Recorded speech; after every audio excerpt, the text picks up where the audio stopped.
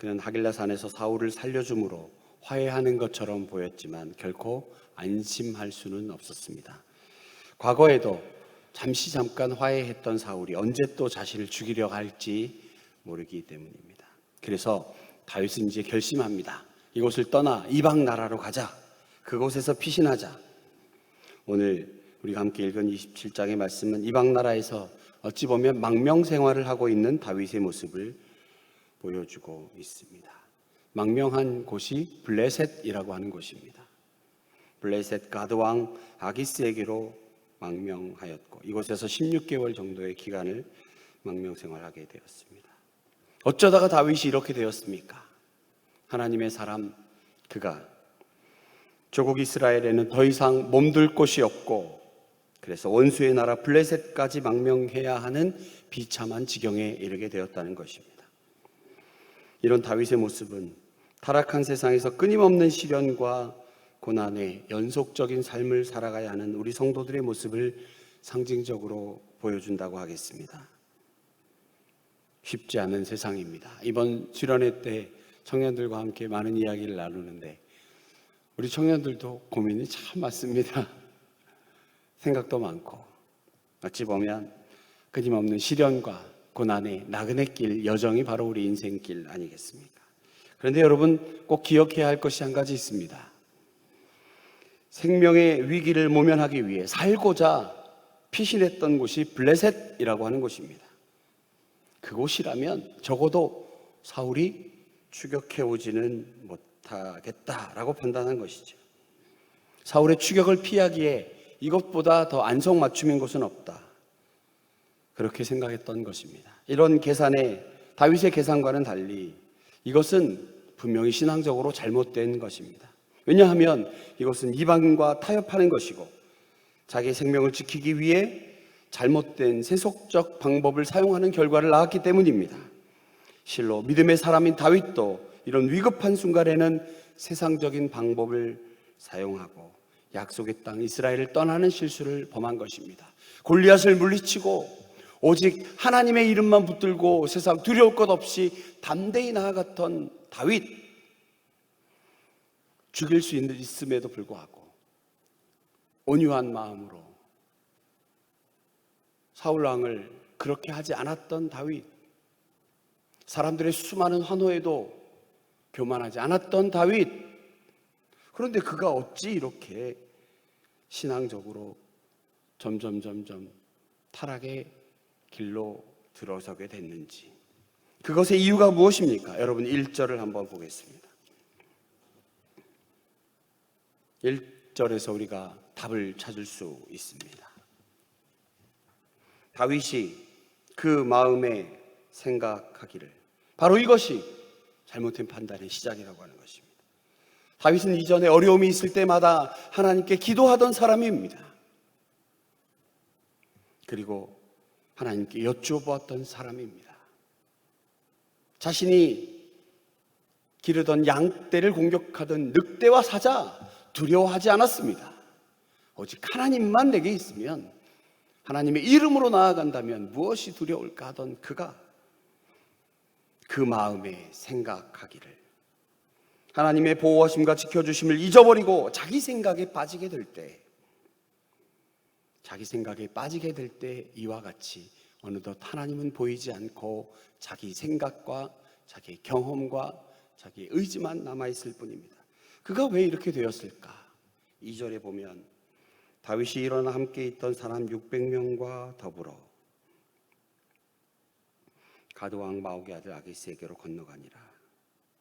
아마도 다윗 주변에 모여든 사람들로 인해서 그도 역시 연약한 인간이기 때문에 마치 무엇이나 된 모양 부하와 그 식구들까지 거느린 어느 정도 힘이 생긴 자, 연약한 인간이 타락의 길로 들어섭니다. 그리고 자기 혼자 생각합니다. 하나님께 기도하고 여쭈어 보았던 신앙의 사람, 믿음의 사람 다윗이 어느덧 자기 눈에 자기를 따르는 수많은 사람들을 보며 이제 하나님은 보이지 않기 시작합니다. 자, 이제 이야기는 적국인 블레셋에 피한 다윗 이야기를 사울이 듣게 되었고, 추격을 멈추게 되었다라고 하는 것. 이제 다윗은 사울의 손아귀에서 벗어나 그곳에서 어찌 보면 이전과는 비교할 수 없는 다소 안정적인 삶을 살 수 있게 되었습니다. 가드 왕 아기스에게 도움을 요청했고, 그리고 아기스는 수도인 가드에서, 수도에서, 도시에서 머물도록 허락하였습니다. 그런데 이 대목에서 사실 다윗이 수도인 가드에서 머물 수도 있었는데 굳이 시골인 시글락에 거주하겠습니다라고 요청한 장면, 바로 이 대목에서 다윗의 신앙적인 양심, 일말의 양심을 엿볼 수가 있습니다. 가드, 그것은 번화한 도시입니다. 그곳에는 우상이 남아있고, 그곳에는 하나님을 부정하고 사탄의 문화가 가득한 그곳입니다. 제가 말씀드린 것처럼 비록 블레셋이라고 하는 적국에 도망해 있지만 그 와중에도 다윗은 우상 숭배나 신앙적인 범죄를 저질러서는 안 되겠다. 그래서 시글락이라고 하는 시골에 머물겠다라고 하는 모습을 보여줍니다. 자, 좀 전에는 다윗의 신앙적인 타락을 이야기했다가 그래도 일말의 양심이 남아있는 다윗을 여러분에게 말씀드렸습니다. 바로 이것이 우리들의 모습입니다. 주일이면 성경책을 가슴에 품고 온유한 모습을 하고 교회에 나와 성도들과 아름다운 교제를 합니다. 그리고 일상생활에 가선 어느덧 하나님이 보이지 않고 내 마음에 이르기를, 내 눈에 보이기를, 이렇게 우리들의 모습, 삶의 모습과 지금 다윗의 모습은 어찌 그리 유사한지 모르겠습니다. 말씀드린 것처럼 우상 숭배를 두려워하고 우상 숭배는 하지 말아야겠다.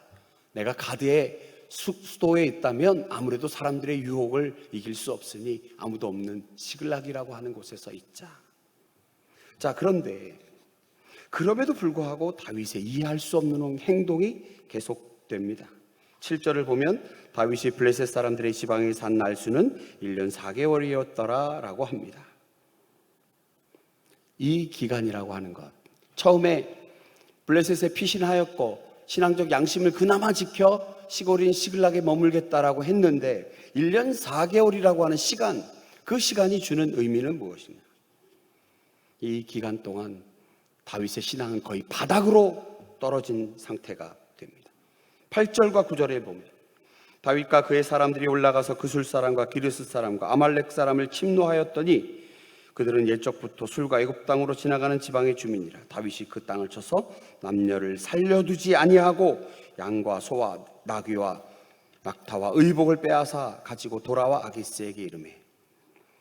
1년 4개월 동안 다윗이 블레셋 땅에서 보낸 시간은 신앙적으로 가장 바닥을 친 시간들이었지만 한편으로는 물질적으로는 제법 큰 수확을 거둔 때였습니다. 다윗과 부하들은 유대 광야와 동굴에서 춥고 배고픈 생활에서 지치고 지친 사람들이었기 때문에 마치 한풀이 하듯이 재물을 모으는 것 같습니다. 그들이 습격하여 전쟁했던 그술, 기르스, 아말렉 사람들은 힘이 없는 약한 사람들을 약탈하며 살아갔던 자들입니다. 그럼에도 불구하고 다윗이 지난날 유대 광야에서 힘들게 살면서 자신들이 습격하였던 그술, 기르스, 아말렉과는 달리 누구를 죽이거나 물건을 빼앗거나 하지는 않았습니다. 그런데 지금 블레셋에 와서는 이유야 어찌 됐던 노략질을 하며 살아가고 있습니다. 그뿐 아닙니다. 왕에게 거짓 보고를 합니다. 같은 종족인 유다 사람들을 죽이고 빼앗았다라고 거짓말을 합니다.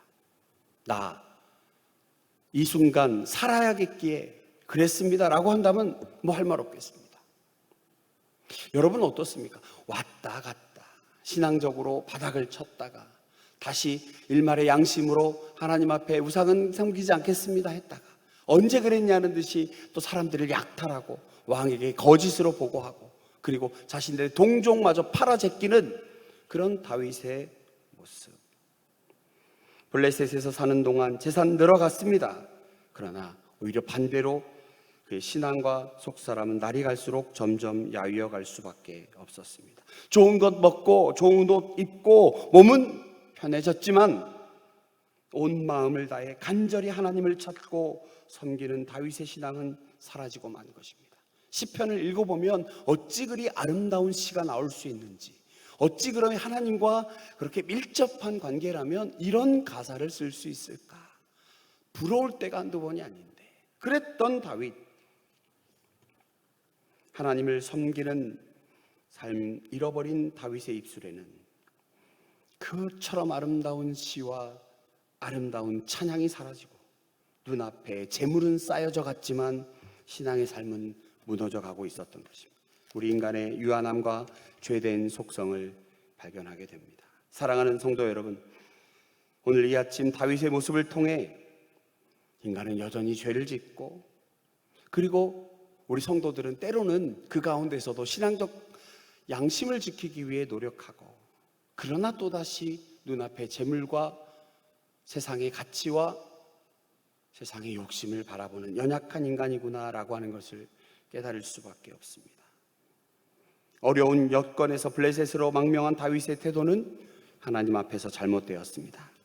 하나님의 언약을 저버리고 약속의 땅을 떠났기 때문입니다. 아무리 어려운 일이 있더라도 하나님의 구원 언약을 저버리고 세상 길로 행하는 자들이 되어서는 안 될 것입니다. 이제 블레셋으로 도피한 다윗, 그는 여전히 연약한 믿음의 한계를 벗어나지 못했다는 것입니다. 사울의 추격을 벗어난 것이 자신의 능력입니까? 그를 따르던 사람들 때문입니까? 그렇지 않지요. 하나님께서 지키시고 도우시고 그리하여 사울의 손에서 지켜주셨습니다. 그럼에도 불구하고 사울이 집요하게 쫓아오자 인간적인 방법, 그 마음에 생각하기를, 인간적으로 안전을 보장받을 수 있는 방법을 찾게 된 다윗, 이렇게 비신앙적이며 하나님 뜻에 어긋나는 행동을 했던 다윗, 결국에는 이것이 얼마나 훗날 큰 위기를 초래했는지 모릅니다. 동족 상잔의 비극을 얻게 되지요.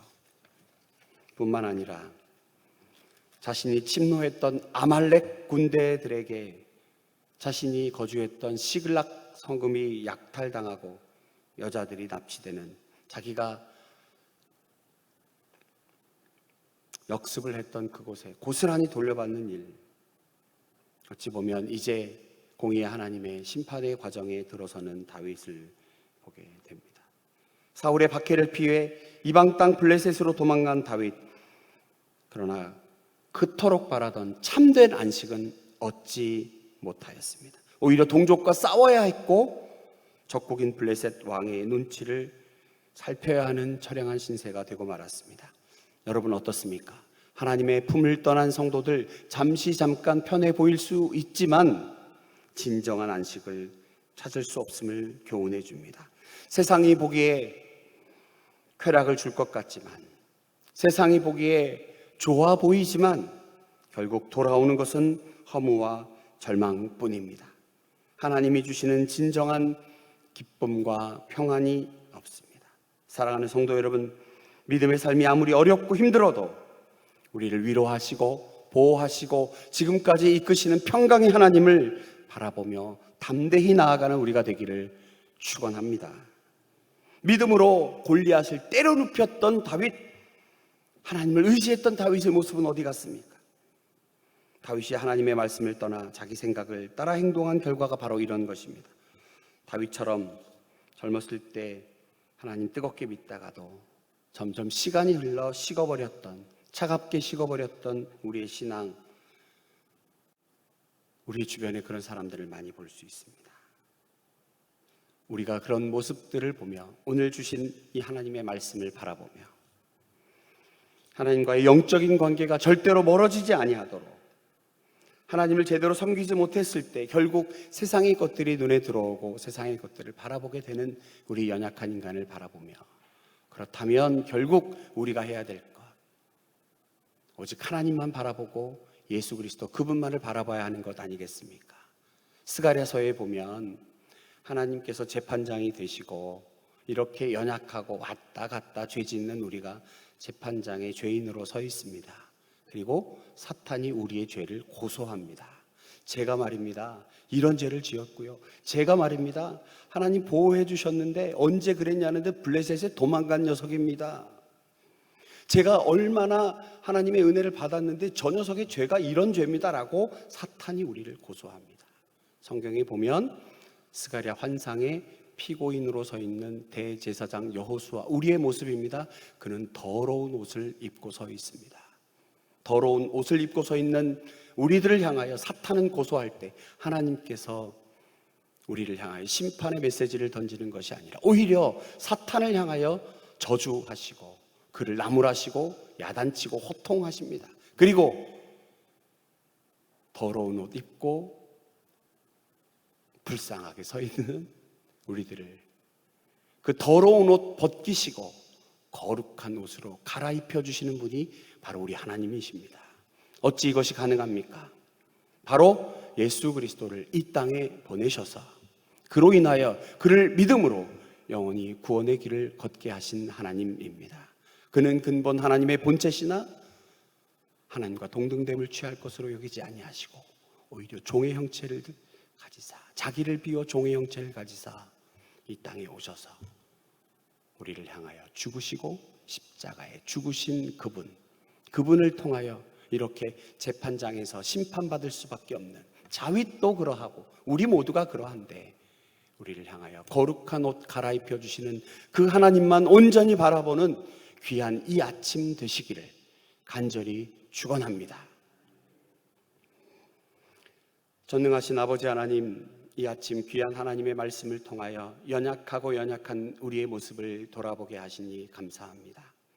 하나님, 세상에 주는 기쁨과 평화는 일시적인 것이고 하나님께서 주시는 평화만이, 하나님께서 우리에게 허락하신 이 기쁨만이 참된 기쁨임을 깨닫게 됩니다. 이 모든 것 예수 그리스도를 통하여 완성하여 내게 다가온 구원의 복음임을 다시 한번 깨닫게 하시니 감사합니다.